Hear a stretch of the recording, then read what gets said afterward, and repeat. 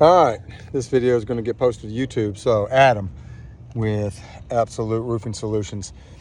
Just wanted to show you all a repair that was attempted on a home. I got called out to take a look at a dormer. There's a leak over this window right here, right? So pretty steep roof, but I think I can isolate it to the area just above the window.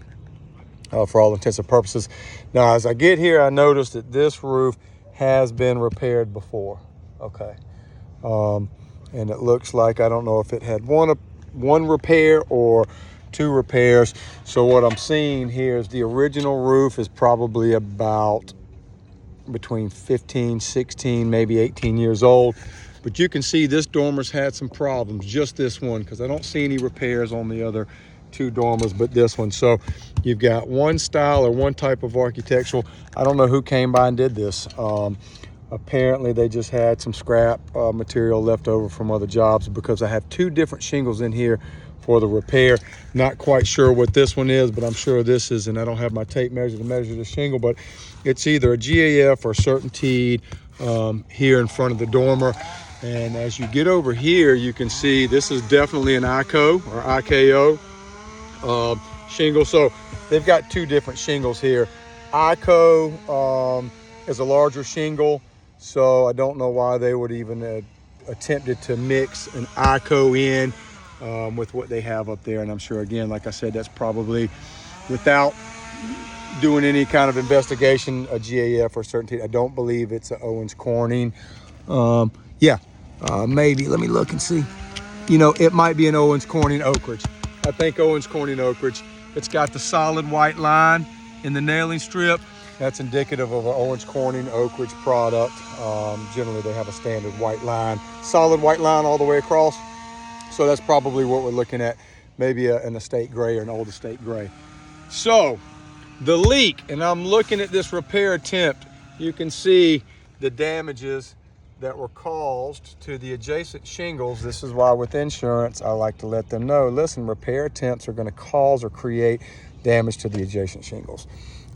This is proof in the pudding, so they like to be argumentative as to the process or application of the repair, or the what techniques were used. But it's difficult, especially this roof is probably a 12 pitch, as you can see.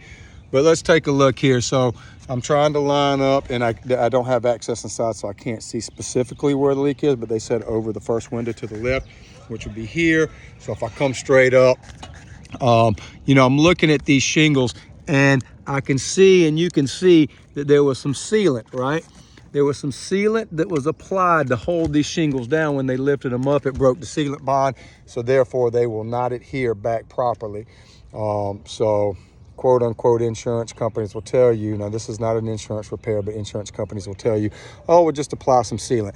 But look at that. I mean, it's just a glob of sealant. So you think that's going to lay right? Absolutely not. But, they did what they could to try to cover up any holes or any new nail holes that were put in to try to get this shingle to lay down. So as I look here, I pull up a little bit and I see, look here at what you've got. And this is an argument I pose to the insurance companies a lot. You see this? This is a pre-existing nail hole that holds this adjacent shingle down. So the repair area, old shingle, there's a nail hole. If you can get that in there, I hope, right at the tip of my finger, right? So that's a pre-existing nail hole. It goes straight into the decking. It leads right into the attic space, which would in turn, if water got there from this keyway, water's gonna get in here. See, that's loose. I don't know, will it get that far over? However, any kind of blowing rain or driving rain, even on a roof with a pitch this steep, it is possible, because this shingle is not sealed now. So the shingle's not sealed.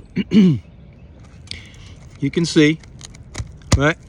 So any blowing rain coming in this direction, or even water seeping, water will seep, water will get up underneath the shingle, will find its way in this nail hole. We've had a lot of rain here in the Columbia region as of late, so it's very possible that due to this repair, and maybe he just overlooked that nail hole, forgot to put some sealant on there. However, whatever the case, it will not hold watertight. So FYI, I hope this helps.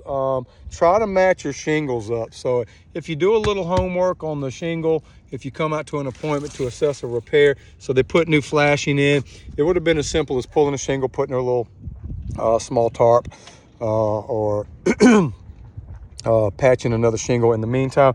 But it gives you an identification on the shingle. You can come back. I know it's just about impossible, especially with a roof this old, to match color-wise, but at least you can get the same manufacturer and style or brand.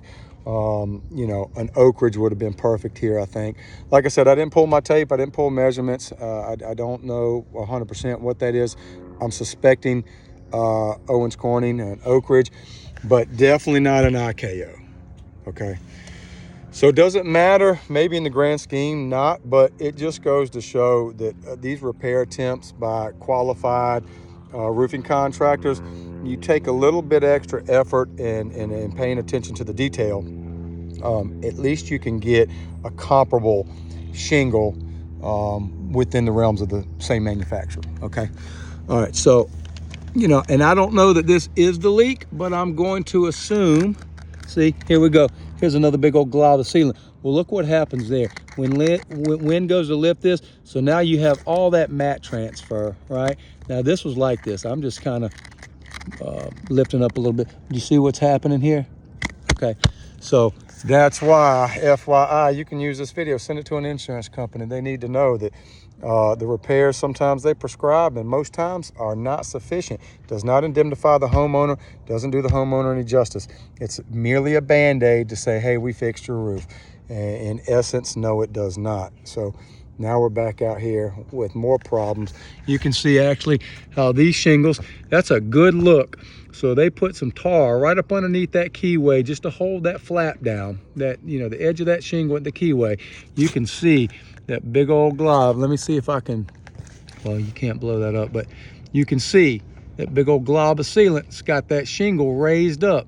Now that's just invitation for water to get up underneath there, and or wind to get underneath that shingle and cause problems. So Adam, Absolute Roofing Solutions, I hope this helps you out. Thank you.